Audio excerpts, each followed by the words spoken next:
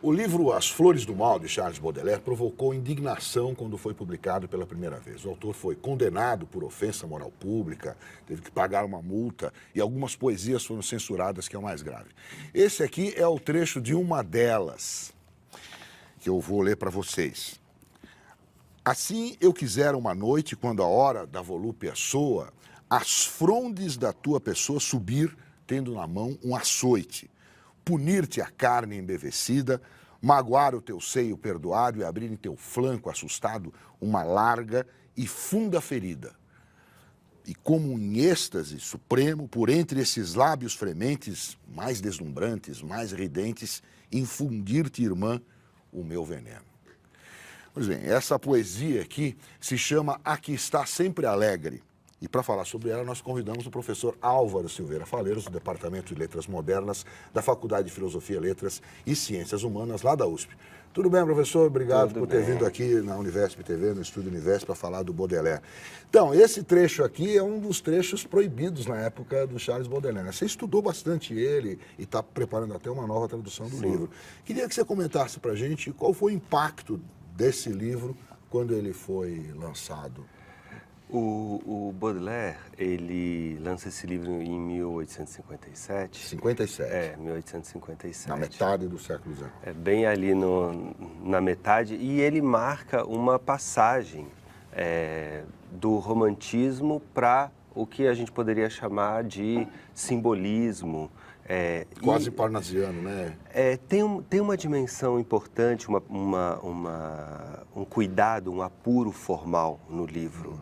Né, que não é por acaso que o livro é dedicado ao Théophile Gautier, que também é um poeta que anuncia essa escola mais formal. Né? Tá. Ele usa na construção do livro essencialmente o verso alexandrino, que é o verso clássico da poesia francesa por excelência, o verso que se consolida ali no Racine, né? Já o Malherbe introduz esse verso de uma maneira importante, mas é no Racine que ele se consolida. E esse verso, alexandrino, ele é um pouco assim, revisto e reinventado pelo Victor Hugo. E, no caso do Baudelaire, ele volta a uma forma mais clássica do alexandrino, mas dentro dessa forma clássica, ele escreve muitos sonetos, inclusive, ele introduz um elemento absolutamente novo para a poesia, que é o prosaísmo. Então, a poesia do Charles Baudelaire, ela quando você olha para ela por fora, bastante clássica, tanto em relação ao verso, o alexandrino é o verso de 12 sílabas, né, que você tem ali o hemistíquio que divide esse verso em 2 versos de 6. Né? Então, só para explicar para o pessoal, é o verso alexandrino, que não existia de forma sistemática na poesia francesa, no início da poesia francesa na Idade Média. Ele vai só se consolidar, surgir, começar a ocupar um espaço ainda incipiente no Renascimento, mas é ali no final do século XVI e no século XVII que ele se consolida como o grande verso francês.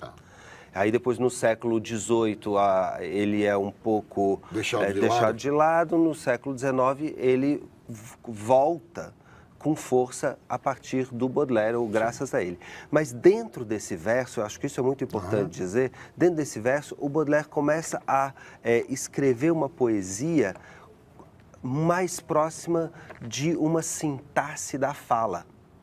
Então, essa dimensão prosaica das Flores do Mal formalmente falando, um diferencial dessa poesia. E o conteúdo também, né? E o conteúdo. Aí a gente entra no conteúdo, que é uma questão bastante interessante, porque As Flores do Mal é o único livro de poemas em versos que o Baudelaire publica ao longo de toda a vida dele. Ele publica uma primeira versão desse livro em 1857, com 101 poemas, então, ou seja, um livro muito pensado estruturalmente. Né? Esse livro é condenado. 2 meses após sua publicação, ele é retirado, recolhido, e ele é obrigado a tirar esses 6 poemas e faz uma segunda edição, em 1861, com 32 novos poemas.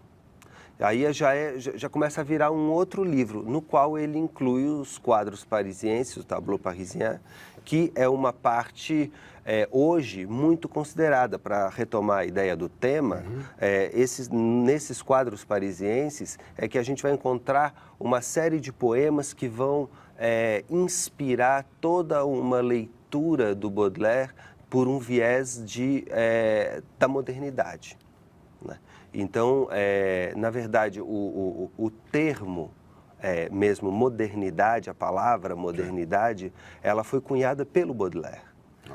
Então, quando ele vai falar do Constantin Guy, que é um pintor, que era um pintor de domingo, que pintava cenas da vida parisiense, ele escreve um texto muito importante, que ele era um grande crítico de arte, também o Baudelaire, chamado O Pintor e a Vida Moderna.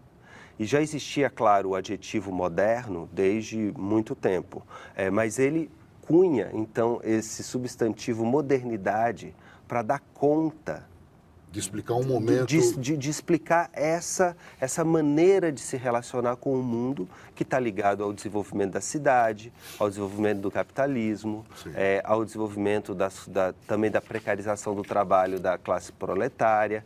Então, isso tudo aparece, sobretudo nesses quadros parisienses em que ele tenta pintar, ele pinta, né, cenas da vida cotidiana desses personagens marginalizados da cidade.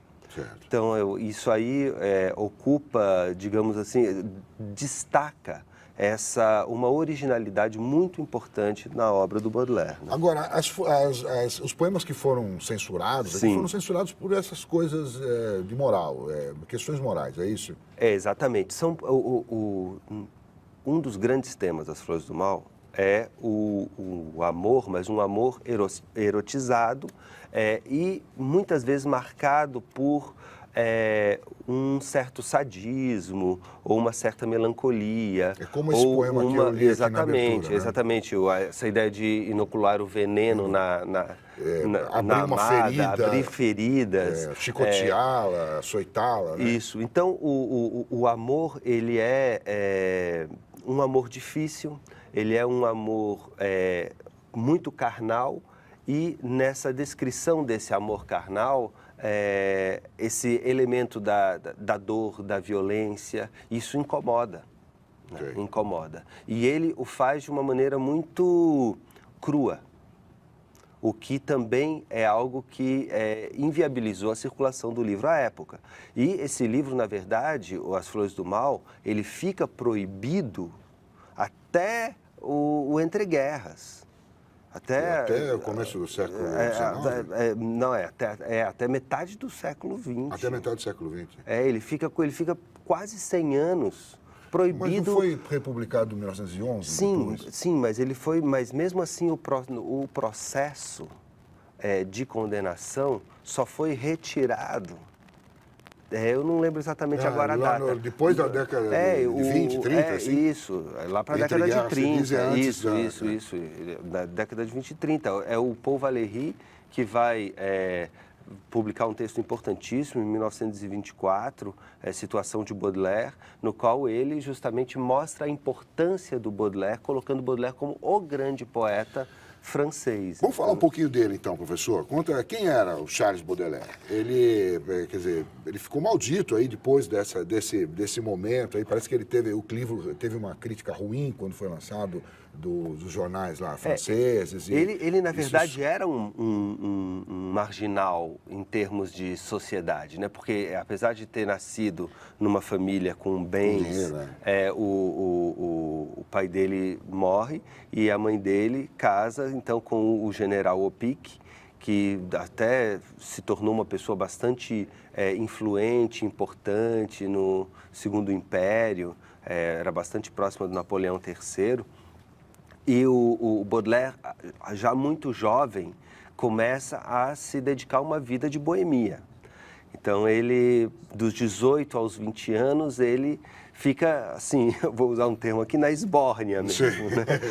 Enfia o pé na jaca. Enfia o pé na jaca, mas os dois, viu? Sim, os e, aí, dois. E o nariz também. Ah, é, né? Ele realmente... Sim, aí, joga em drogas. Era o tempo do absinto, vamos dizer assim. muito absinto. Absinto é uma bebida, assim, de teor alcoólico altíssimo, para quem não sabe. Acho E 70, consumia 80. haxixe, ópio. E aí o padrasto general, escandalizado e horrorizado com aquilo, coloca ele dentro de um navio e manda ele para as Índias. E aí ele só chega até as Ilhas da Reunião. Puxa, isso na metade do século XIX, esse devia ser um negócio meio punk lá. Ficou 10 meses viajando, aí foi nas Ilhas da Reunião, ele volta para Paris, e aí volta e pede, aos 21 anos, e pede os direitos sobre a fortuna que pertencia ao pai dele. E aí ele começa a gastar essa fortuna... Torra tudo. E aí o padrasto e a mãe vão na justiça e conseguem, então, proibir o acesso dele a todo esse dinheiro, senão o dinheiro ia acabar. Eles tiram a grana dele. Tiram a grana e aí ele passa a receber só uma mesadinha contadinha. Vire-se com isso. É isso. E aí ele começa a levar uma vida... Ele casou, teve amantes, teve mulher, como é que foi isso? Ele era um boêmio, ele se ligou a uma antilhesa, a uma negra, chamada Jeanne Duval, e que era prostituta. Então, o grande amor da vida dele era uma prostituta. Ele devia fazer isso para cutucar o padrasto, eu acho. Também. Mas ele tinha apesar de tudo, ele tinha uma relação com a mãe, escreveu muitas cartas para a mãe. E o que ele escreveu além de... Você falou que esse foi o primeiro livro de poesia dele? É o grande livro de poemas em versos. Tá. Mas, paralelamente a isso, e complementarmente, ele publica... o Spleen de Paris, né, que são os pequenos poemas em prosa, que são publicados em jornal. Ele vai tentando vender ali um ou outro para conseguir pagar algumas das dívidas, porque ele era obrigado a mudar muito de casa para fugir dos seus credores, né? Porque tomaram a fortuna dele e ele ficava... E ele pegava dinheiro aqui, emprestado, dinheiro ali, e depois fugia e mudava de casa, nunca morava muito tempo no mesmo lugar. Protótipo assim. do poeta boêmio, né? Ele era. E aí ele foi desenvolvendo esses Spleen de Paris, esses pequenos poemas em prosa, que tem uma relação bastante grande com as próprias Flores do Mal.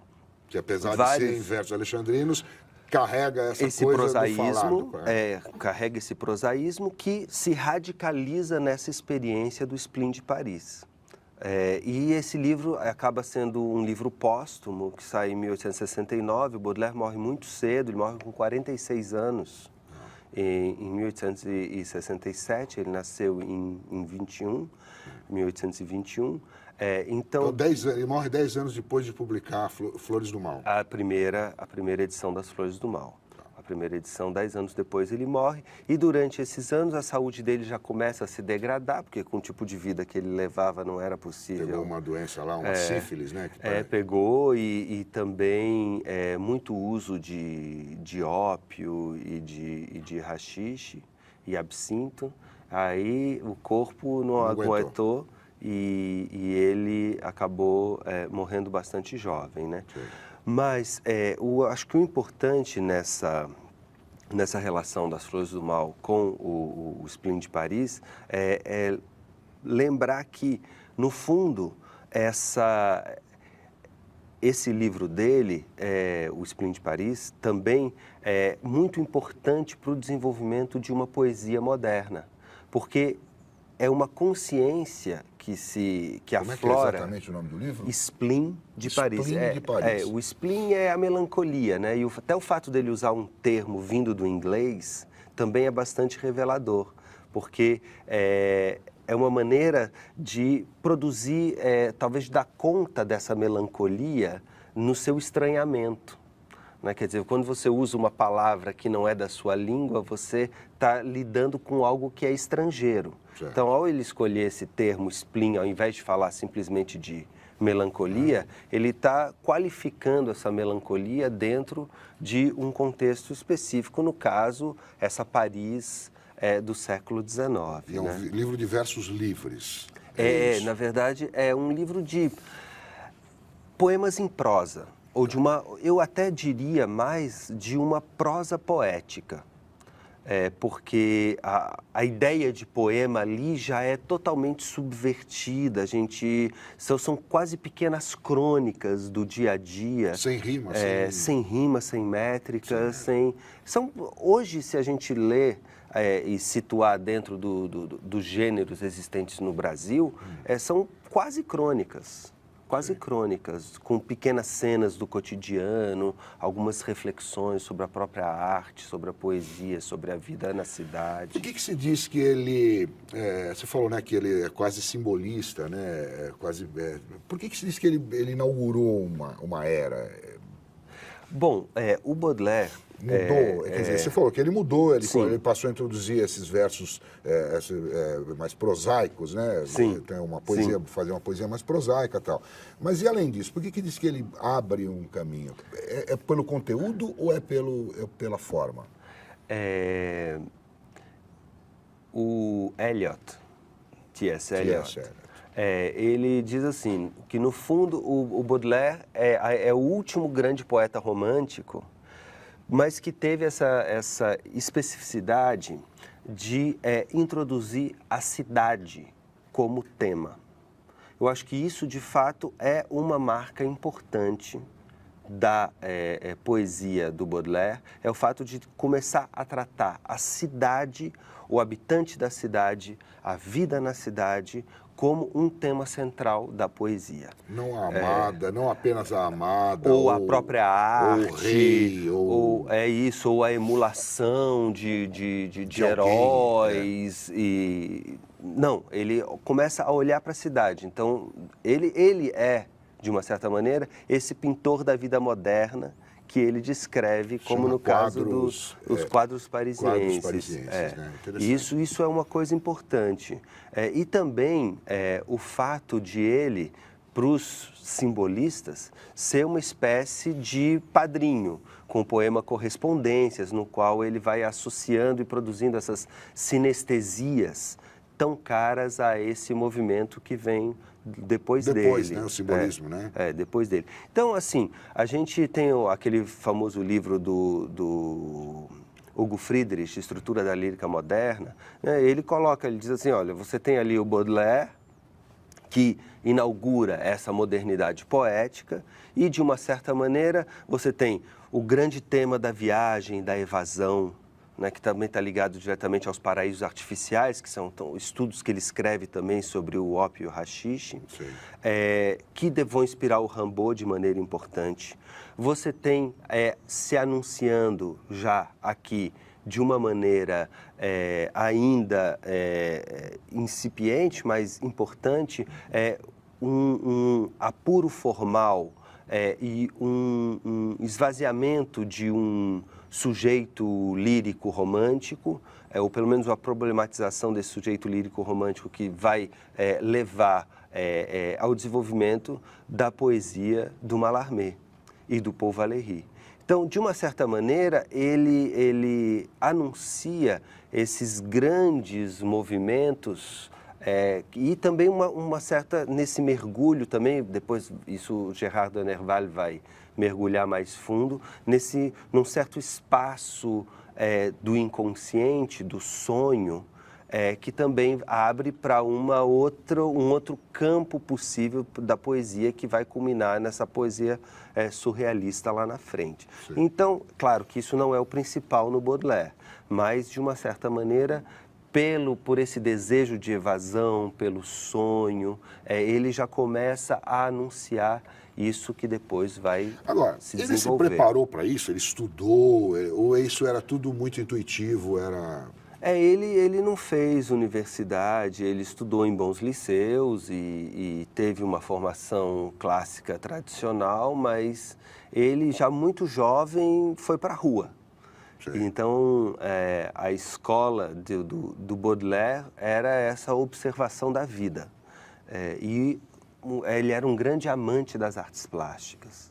Então ele escreveu, inclusive tem poema como Os Faróis, nas Flores do Mal, em que ele vai retomando os grandes nomes, ou alguns dos grandes nomes que ele considera importantes da história da pintura, e sintetizando em versos esse mundo, né? Então, acho que esse conhecimento e essa reflexão sobre a própria pintura é muito importante para o desenvolvimento desse olhar sobre a cidade, esse olhar sobre o mundo que a gente encontra nas Flores do Mal. Bom, para quem vai ler em português, Sim. Você trouxe um monte de livro aqui para a gente mostrar, várias edições. Tem uma aqui em francês.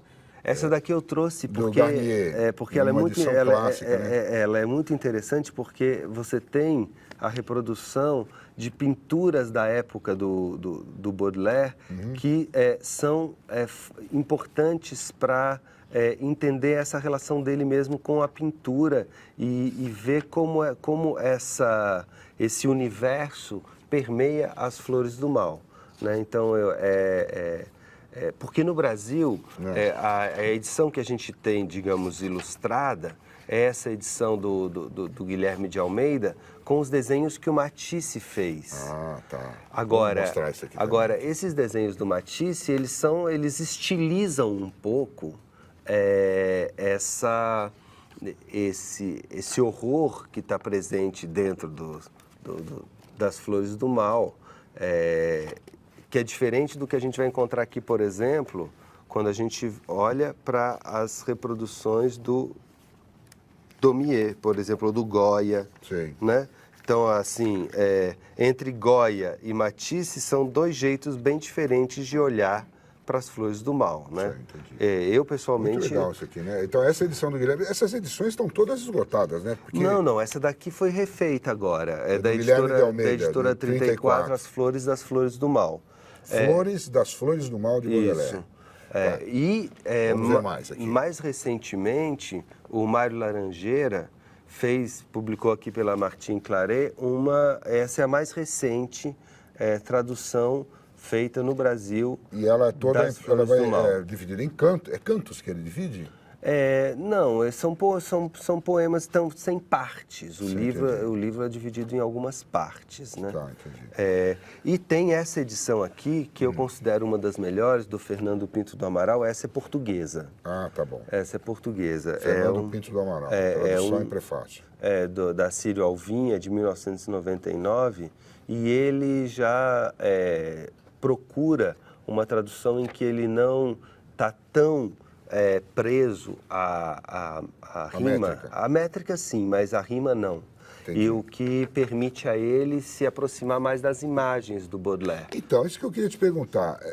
Quando a gente compra uma tradução de um poema desse tipo, já conversamos aqui sobre outros poemas do tipo, mas enfim, geralmente você pega uma tradução, o cara refaz o poema, né? Por mais que ele seja um poeta, não é o mesmo poema que que você está traduzindo, tá certo? Você é um especialista nisso, você está se propondo inclusive a traduzir, fazer uma nova tradução desse Flores do Mal. Queria saber o que você acha disso. Você acha que a gente deve buscar sempre aquele poema que está mais livre, mais solto das amarras ali da rima ou não? Eu acredito que o tradutor, ele é um crítico, ele é um intérprete, e que não existe tradução definitiva, como não existe uma leitura definitiva. Cada época vai reler, vai reinterpretar os diferentes autores à luz do seu momento. No caso do Baudelaire, no Brasil, ele passa a ser traduzido de maneira mais sistemática a partir dos trabalhos do Félix Pacheco ali nos anos 30 e, sobretudo, com a publicação das Flores do Mal, do Guilherme de Almeida. Que é um poeta, enfim. E aí, depois, nós temos, em 57, sai essa edição aqui, do Jamil Mansur Haddad. Esse daqui não é a primeira edição, é uma reedição desse livro, que é a primeira tradução completa para o português das Flores do Mal. É de 1957, justamente para comemorar o centenário da publicação. Tá. essa tradução aqui, como a do Ivan Junqueira, que é aquela que eu li no começo. Isso, elas são, digamos assim, traduções clássicas feitas dentro de um projeto de tradução formalista. De conservar a rima, de conservar a métrica e de achar que as Flores do Mal residem, sobretudo, na manutenção dessa forma. Essa daqui, inclusive, ela traz o original em francês, Sim. é uma tradução, uma edição bilíngue. A que mais circula no Brasil, é essa. Essa né? aqui do Ivan Junqueira. Do Ivan Junqueira, da Nova Fronteira. Mas, na minha opinião, existe toda essa dimensão prosaica dentro das Flores do Mal que ainda não foi devidamente explorada, que acabou ficando engessada dentro do alexandrino e dentro da rima. Sim, da rima. Então, diante do fato de que nós já temos essas traduções muito apuradas, muito cuidadas no nível formal, talvez seja a hora de libertar um pouco mais o verso bodleiano para que o prosaísmo, a retórica presente no livro, o encadeamento das imagens, uma certa naturalidade sintática possam também vir à tona. E é isso que você vai buscar na tua tradução? É isso que eu estou procurando fazer na minha tradução. Você já começou faz tempo? Já faz, eu venho pensando, porque uma vez que você define um projeto de tradução, aí tem um trabalho árduo de você ficar ali, se disciplinar para ir todos os dias um pouquinho traduzindo, porque exige um grau de concentração muito grande. Assim, para mim, pelo menos, eu não consigo trabalhar muitas horas por dia numa tradução de poesia. Então, eu preciso dividir o trabalho. Agora, até construir o projeto foram alguns anos, experimentando, aí faz um, faz outro, vê como funciona, não funciona. Eu sou suspeito, é meu assunto de trabalho, né? Quantos anos você já está nisso aí? Na tradução de poesia, desde os 20 anos, já faz 20 anos. Não, mas assim, com os franceses, com Baudelaire, com as Flores do Mal... Porque na verdade eu publiquei minha primeira tradução em 95, que saiu minha tradução do Apollinaire, pela Iluminuras. Então, o francês é o teu espaço. É meu espaço. Eu sou professor de literatura francesa, né? Então, eu já fiz alguns do Apollinaire, já traduzi o Mallarmé também, e agora eu estou no Baudelaire. Legal. Então, boa sorte no seu trabalho aí. Espero que você consiga chegar ao seu objetivo, que é trazer pra gente um Baudelaire mais prosaico, né? Que dê pra gente compreender melhor aquilo que ele pensa, aquilo que ele sentiu quando escreveu, né? Porque quando a gente fica preso na rima, isso é uma opinião minha, de absolutamente leigo, né? A gente fica um pouco preso na rima, você perde um pouco aquilo que o que se queria, né? Da poesia, que o poeta quis colocar ali, né? São formas de interpretar, eu acho que elas são complementares, né? Se bem que a rima dá toda essa vestimenta... essa estrutura para a poesia, né? A rima e a métrica, né? Mas E no caso do Brasil, nós temos, né, alguns exemplos de traduções rimadas e metrificadas absolutamente brilhantes. O trabalho do Paulo Henriques Brito, o trabalho do Augusto de Campos, né, só para citar alguns. Mas eu acho que isso não deve impedir e não invalida também um trabalho mais voltado para as imagens, para a sintaxe, para outros elementos que... acabam ficando de lado, né? Quando você opta por uma tradução estruturalmente homóloga, digamos assim, você acaba perdendo. Professor, muito obrigado pela sua presença aqui na Univesp TV, no Estúdio Univesp. É um prazer.